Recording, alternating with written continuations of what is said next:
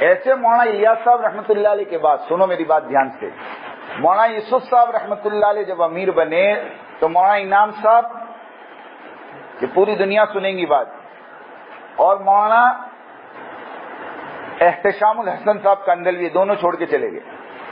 لیکن مولانا یوسف صاحب رحمۃ اللہ علیہ نے سمجھا بجھا کر 1.5 سال کے اندر ان دونوں کو واپس لے کر آ گئے.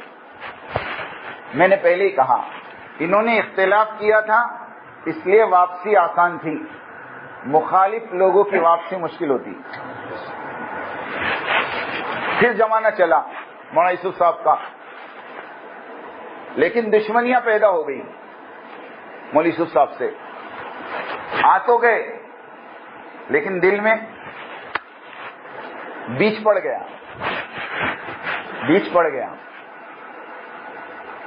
اور پھر 1965 2 اپریل بلال پارک مسجد لاہور حضرت مولانا یوسف صاحب رحمۃ اللہ علیہ نے فجر کے بعد کا بیان کیا.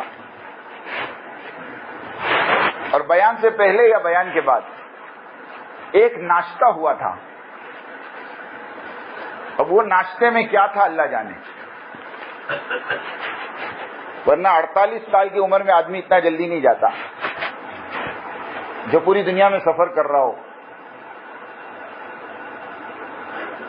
شکوک شبہات ہیں، کیونکہ جیسے مولانا یوسف صاحب کا انتقال ہوا فوراً پڑوس والوں نے دفن کی تیاری کر لی، قبر کھود دی کہ ان کو یہیں دفن کر دو، یہ باہر بات نہیں جانی چاہیے.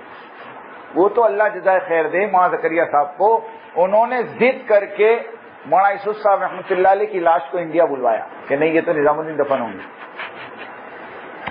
ورنہ کیا چکر تھا وہ اللہ جانے. لیکن بیج وہیں پڑ گیا تھا. پھر مولانا یوسف صاحب رحمۃ اللہ علیہ کا جب انتقال ہوا تو مولانا زکریا صاحب رحمۃ اللہ علیہ نے مولانا انعام صاحب کو امیر بنا دیا. مولانا انعام صاحب، بعضوں نے کہا کہ مولانا انعام صاحب کو امیر نہیں بنایا تھا، امین بنایا تھا، اور یوں کہا تھا کہ مولوی ہارون چھوٹے ہیں، یہ جب بڑے ہو جائیں تو امانت ان کے حوالے کر دینا. لیکن تقدیر کی بات ہے کہ مولوی ہارون صاحب بڑے ہی نہیں ہوئے یا بڑے ہونے نہیں دیا گیا. دونوں باتیں میں بہت باریکی بات کر رہا ہوں اور میرے پاس سب پروف ہے. کیونکہ جس دن مولوی ہارون صاحب کا انتقال ہوا مولانا یوسف صاحب کے لڑکے کا 1972 میں، تو اس وقت کا ایک واقعہ مفتی یوسف موطالعہ صاحب جن کا بھی انتقال ہوا انگلینڈ میں، ان کی آڈیو یوٹیوب پہ موجود ہے. انہوں نے کہا مولوی یوسف موطالعہ نے کہ میں 1972 میں مولانا زکریا صاحب کی خدمت میں تھا اور مولانا زکریا صاحب کے خطوط پڑھا کرتا تھا اور مولانا زکریا صاحب مجھ سے خطوط کے جوابات لکھوایا کرتے تھے. جب مولوی ہارون صاحب کا انتقال ہو گیا تو مولوی سعد صاحب کی والدہ نے، مولوی اظہار صاحب کی لڑکی نے مولانا زکریا صاحب کو خط لکھا. مولوی یوسف موطالعہ خود کہہ رہے ہیں وہ خط پڑھنے والا میں ہوں، میں نے اس خط کو پڑھا ہے اور اس خط میں لکھا تھا حضرت ایک بات آپ سے کہنی ہے، آپ تو بہت بڑے اللہ والے ہیں، آپ جانتے ہوں گے کہ میرے شوہر کو کس نے زہر دیا، آپ مجھے اس کا نام بتائیں تاکہ جب تک میں دنیا میں زندہ رہوں اس کو بدعا دیتی رہوں. یہ مولوی صاحب کی والدہ کا خط تھا. مولوی یوسف موطالعہ کہتے ہیں مولوی زکریا نے مجھے بلایا اور مجھ سے کہا اس کا جواب لکھو، اور جواب میں مولوی زکریا صاحب نے خط لکھا، میری بچی میں جانتا ہوں تیرے شوہر کو کس نے زہر دیا، لیکن میں اس کا نام نہیں بتاؤں گا، اور میں تجھ سے بھی کہوں گا اللہ سے دعا کر اللہ تیرے شوہر کی مغفرت کرے، جنت الفردوس میں جگہ عطا فرمائے، اور اس کا بہترین بدلہ تجھے تیری اولاد کی شکل میں دے. یہ مولوی زکریا صاحب کے خط تھے. لیکن جب وہاں انعام صاحب امیر بنے، بیچ میں بات رہ گئی، تب بھی اختلاف ہوا. اس وقت اختلاف کرنے والے کون تھے پتہ ہے؟ مولانا رحمت اللہ میرٹھی، جو مولوی یوسف صاحب رحمت اللہ علیہ جب سفر میں ہوتے تھے تو فجر کا بیان نظام الدین کا مولوی رحمت اللہ میرٹھی کرتے تھے. یہ آدمی وہ تھا جس کے بیانات پر لوگ دھاڑے مارتے تھے. اب ان کو یہ تھا کہ مولانا یوسف کے جگہ پر بیان تو میں ہی کرتا ہوں, ان کے بعد یہ کرسی تو میری ہے. نہیں سمجھے آپ؟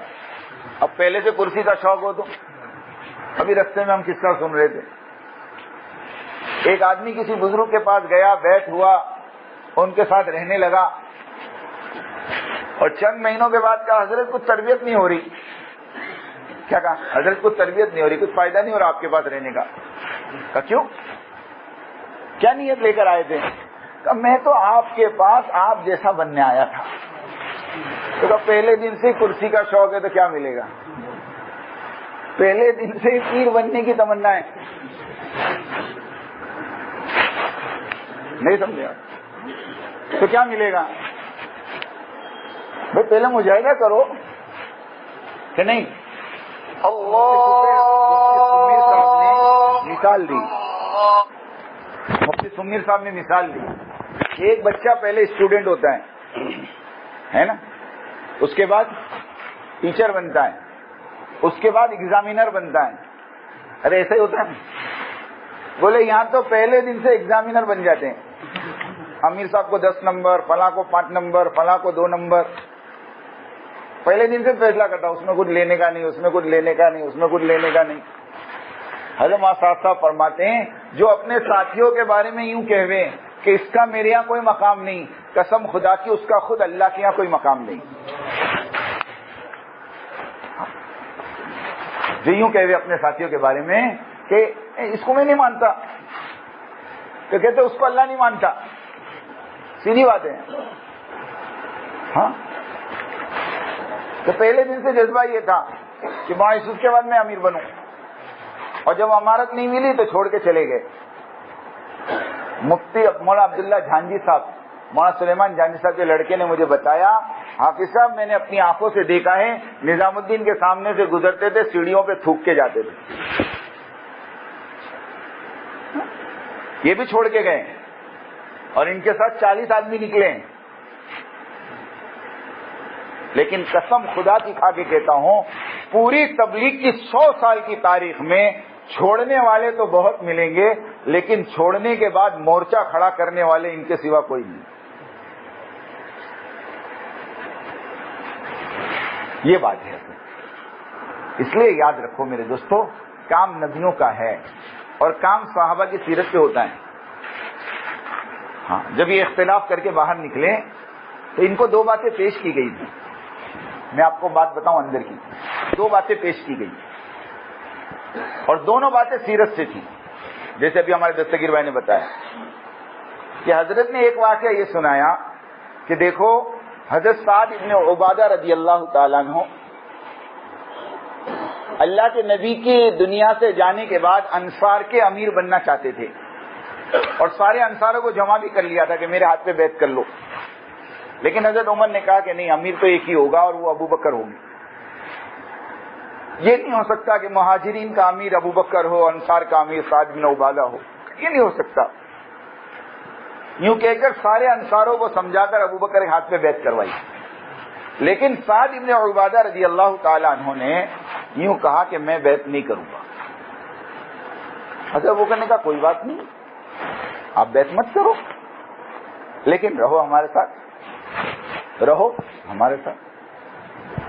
سعد ابن عبادہ رضی اللہ تعالیٰ عنہ نے 2.5 سال تک بیعت نہیں کی. سنو, 2.5 سال تک. لیکن حضرت فرماتے ہیں ابو بکر رضی اللہ تعالیٰ عنہ کا کوئی مشورہ نہیں چھوڑا, مسجد نبوی کی نماز نہیں چھوڑی, اور مدینہ شہر نہیں چھوڑا. اب میں آپ کو واقعہ بتا رہا ہوں, تو کیا سیرت کا واقعہ یہ نہیں جانتے؟ ارے جانتے کہ نہیں جانتے؟ اختلاف کیا ہے لیکن حدود میں رہ کر. حضرت نے فرمایا تمہیں مجھ سے اختلاف ہے, کوئی بات نہیں, مجھ سے اختلاف کرو, مگر یہاں سے مت جاؤ.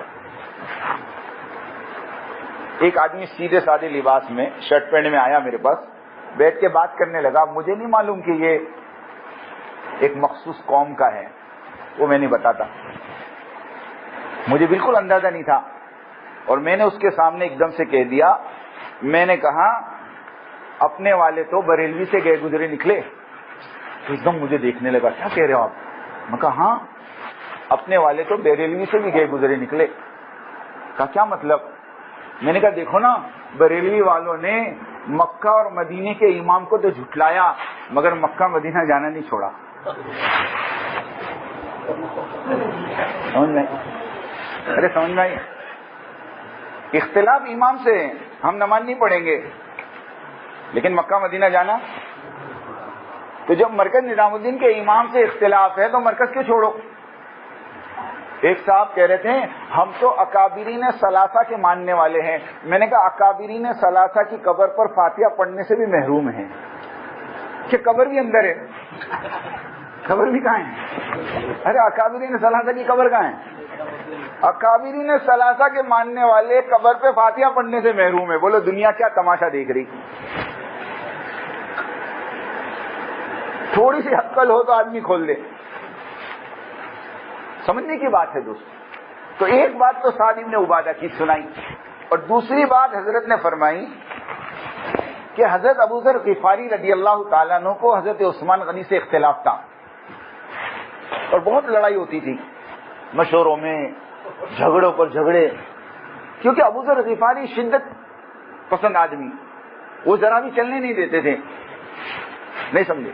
کسی نے ان کو کہا کسی کے پاس 20 دینار ہو تو کتنی زکات دینے کا؟ حضرت ابو ذر نے کہا 20.5 دینار.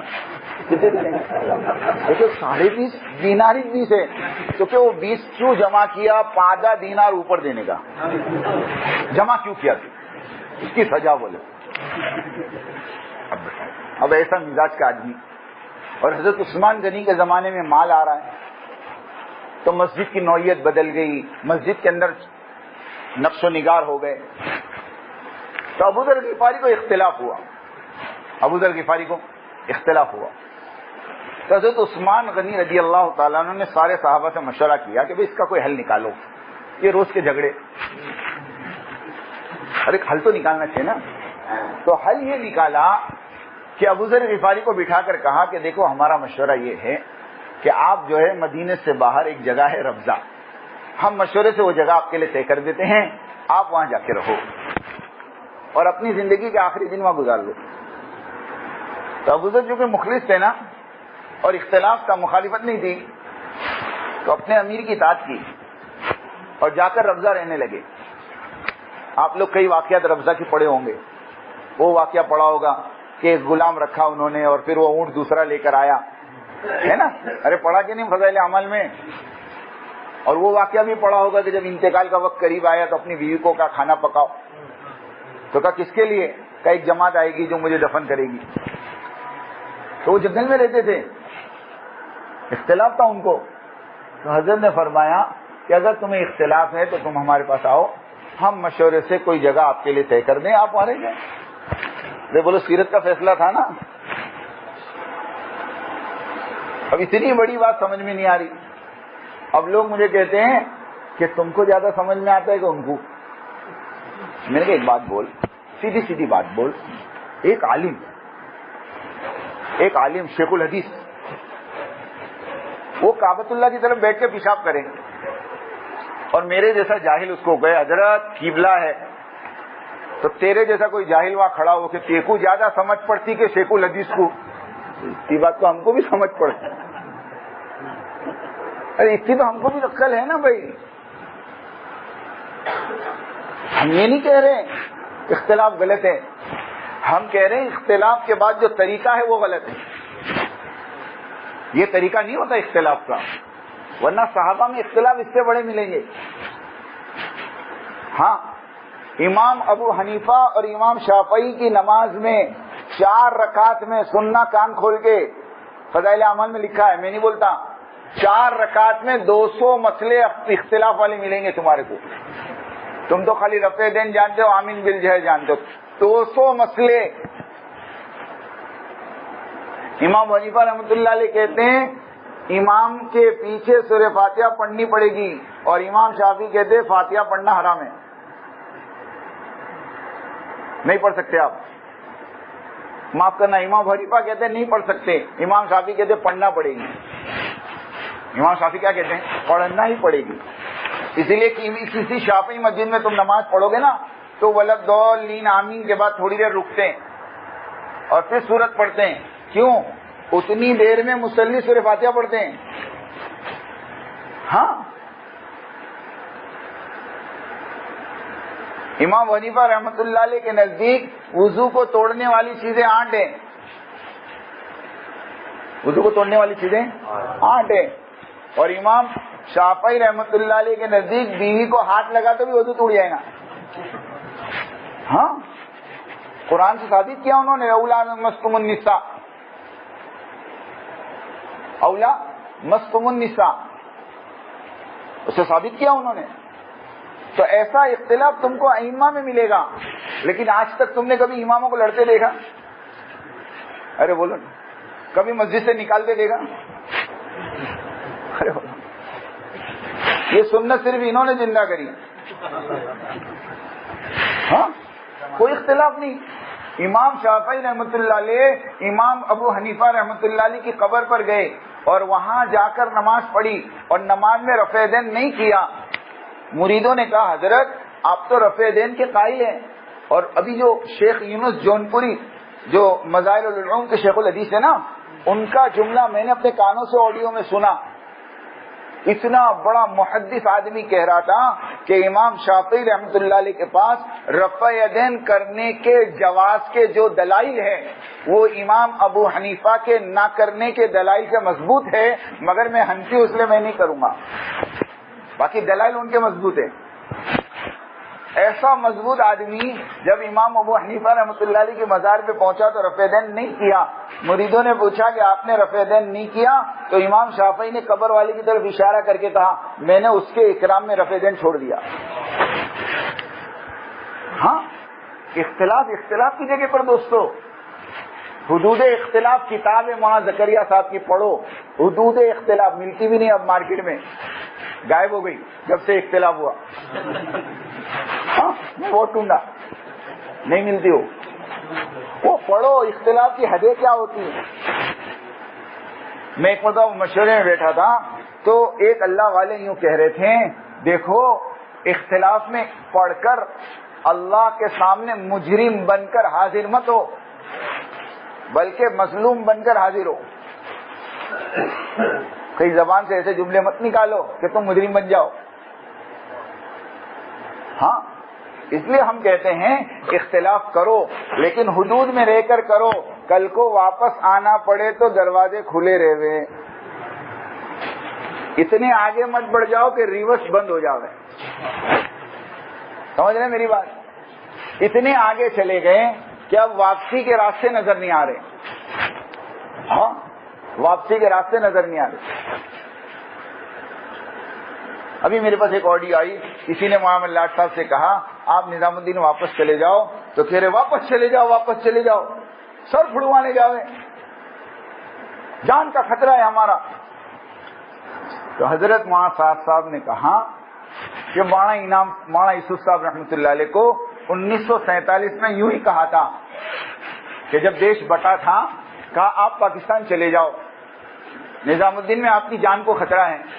تو مولانا یوسف صاحب رحمۃ اللہ علیہ نے کہا تھا کہ جان سے زیادہ مرکز بچانا فرض ہے. کیا بچانا فرض ہے؟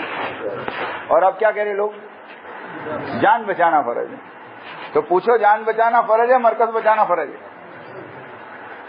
اس کے لیے میرے دوستوں میں یہ ساری باتیں اس لیے نہیں کر رہا، بلکہ میں تو آپ لوگوں کو صرف اطمینان دلانا چاہتا ہوں کہ اللہ کا روزانہ 2 رکعت پڑھ کر شکریہ ادا کریں کہ اللہ پاک نے ہمیں بہت صحیح جگہ پر اور بہت صحیح امیر کی عمارت میں کام کرنے کے اللہ نے توفیق. سچی کہتا ہوں، ایسا آدمی زندگی میں نے کبھی نہیں دیکھا، بلکہ دنیا نے نہیں دیکھا. ہمارے بمبئی کے ایک ذمہ دار کہہ رہے تھے میں 15 دن کینیڈا ساتھ میں رہا حضرت کے علاج کے لیے، 15 دن 24 گھنٹے میں نے حضرت کے دیکھے. حضرت صرف نماز کے ٹائم پہ نماز، ورنہ منتخب حیات الصحابہ، بس اس کے علاوہ کوئی عمل ہی نہیں ان کے پاس. نہ کسی کی غیبت سنتے ہیں نہ کسی کی غیبت کرتے ہیں. سچی کہتا ہوں، نہ کسی کی غیبت کرو نہ کسی کی غیبت سنو. اس کے لیے اللہ کے واسطے دوستو اس کام کی قدر کرو، اپنے امیر کی قدر کرو، اپنے مرکز کی قدر کرو. جتنا کہا جا رہا اتنا کرو، جیسا کہا جا رہا ویسا کرو. یہ سیرت سے ملے گا آپ کو. حضرت حذیفہ کو کہا جاؤ کافروں کے اندر جاسوسی کر کے آؤ. وہ گئے اور دیکھا ابو سفیان کانپ رہا ہے، نکالا تیر اور بٹھایا. اچانک آواز آئی یا دل میں خیال آیا کہ اللہ کے نبی نے یوں کہا کہ حرکت مت کرنا، واپس رکھ دیا. لوگوں کو شک ہو گیا کہ ہمارے اندر کوئی جاسوس ہے، سب اپنا اپنا ہاتھ پکڑ لو. انہوں نے بازو والے کا ہاتھ پکڑ لے، تو کون؟ ارے بولے میرے کو نہیں پہچانتا. ان کو کوئی پوچھے اس سے پہلے دوسرے کو پوچھے. اور پھر واپس آئے تو راستے میں فرشتے ملے، کہا تمہارے سردار کو کہنا دشمنوں کا انتظام ہو گیا. علماء لکھتے ہیں کہ یہ کام کا اصول ہے، جتنا کہوے اتنا کرو، جیسا کہوے. ہاں حضرت مولانا انعام صاحب رحمۃ اللہ علیہ کے خادم تھے مولانا احمد لاٹ صاحب. ایک مرتبہ مولانا احمد لاٹ صاحب کو یوں کہا جاؤ اوپر دیکھ کر آؤ مولانا عمر صاحب کیا کر رہے ہیں. خود مولانا احمد لاٹ صاحب نے قصہ سنایا. تو مولانا احمد لاٹ صاحب اوپر گئے، دروازہ کھٹکھٹایا تو دروازہ کھلا تھا.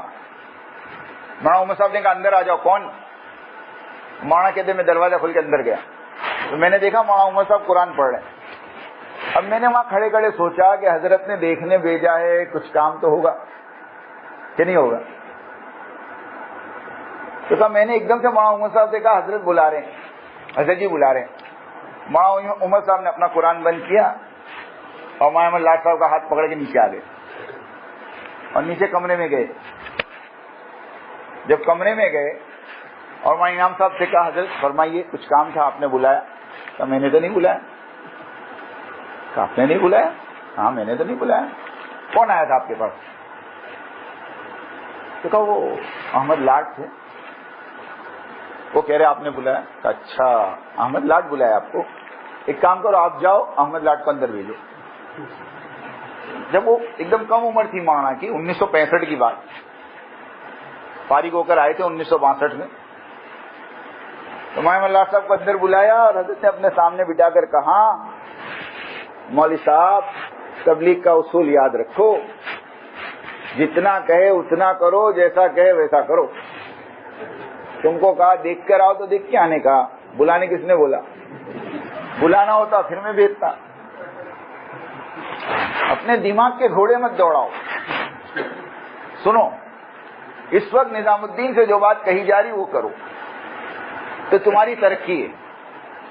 اس سے ہٹ کر ترقی ہو ہی نہیں سکتی، اس سے ہٹ کر ترقی ہو ہی نہیں سکتی. ہاں لوگ تم کو گمراہ کریں گے، یہ نہج نہیں ہے وہ نہج نہیں ہے. میاں جی مہراب صاحب رحمۃ اللہ علیہ کا جملہ ان کو سناؤ، جو تم کو کہے نا نہج نہیں ہے اس کو میاں جی مہراب صاحب کا جملہ سناؤ. میاں جی مہراب صاحب رحمۃ اللہ علیہ فرمایا کرتے تھے بنگلے والی مسجد کے ممبر سے جس زمانے میں جو بات کہی جائے وہ اس زمانے کا نہج ہوگا. بات ختم ہو گئی. کیا کہا؟ بنگلے والی مسجد کی مرکز سے جس زمانے میں جو اصول بتایا جاوے وہ اس زمانے کا نہج ہوگا. اس زمانے کا نہج یہ ہے، نہیں سمجھا کہ مسجد کی آبادی اور ایک دن فضائل اور ایک دن منتخب کی تعلیم، گھروں کے اندر قرآن کے حلقے، اس میں ہمیں کوئی اختلاف نہیں ہونا چاہیے. یہ سب عہد کرو انشاءاللہ کریں گے سب. اس میں کوئی اختلاف نہیں ہے. ہاں ایک صاحب نے مجھے کہہ رہے تھے وہ ایک ہی کتاب تھی اچھی خاصی، یہ دوسری کتاب شروع کر دی، کتنا انتشار ہے نا دنیا میں. میں نے کہا ٹھیک ہے، آپ کو کس نے کہا ایک تھی؟ تو کہ ایک ہی تو تھی. میں نے کہا ایک تھوڑی تھی. حضرت مولانا الیاس صاحب رحمۃ اللہ علیہ کے زمانے میں 5 کتاب تھی. کہ ہاں 5 تھی؟ میں کہا ہاں 5 تھی. کون سی؟ میں کہا سن، ایک حکایت صحابہ تھی، ایک فضائل نماز تھی، ایک فضائل تبلیغ تھی، ایک فضائل ذکر تھا اور ایک فضائل قرآن تھا. کتنی کتاب ہوئی؟ 5 تھی نا. اس کے بعد فضائل صدقات کب لکھی گئی میں دلیل دوں. فضائل صدقات کا آخری صفحہ جہاں فضائل صدقات ختم ہوتی ہے نا اس پہ لکھا ہے الحمدللہ یہ کتاب سن 1949 میں پوری ہوئی، 1949 میں فضائل صدقات اور فضائل حج لکھی گئی. اب مولانا الیاس صاحب کا انتقال تو 44 میں ہو گیا تھا، 44 میں ہو گیا تھا نا. کتاب کب لکھی؟ 5 سال کے. تو فضائل صدقات کو ان تعلیم میں کس نے شامل کیا؟ مولانا یوسف صاحب نے شامل کیا. تو 5 سے 2 ہو گئی، کتنی ہو گئی پھر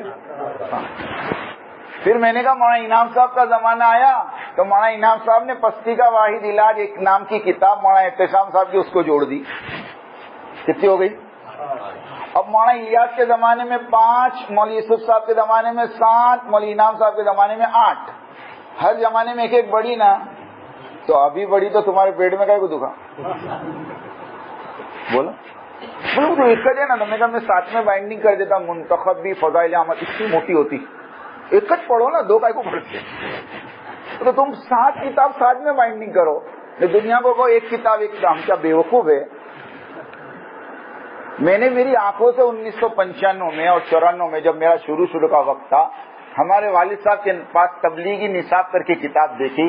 فضائل اعمال کے الگ رسالے ہوتے تھے، فضائل ذکر کے الگ ہوتے تھے کہ نہیں. اس زمانے میں 2 روپے کے ملتے تھے، 1.5 روپے کا، 2 روپے کا. یہ تو زبردستی کی ایک بات ہے.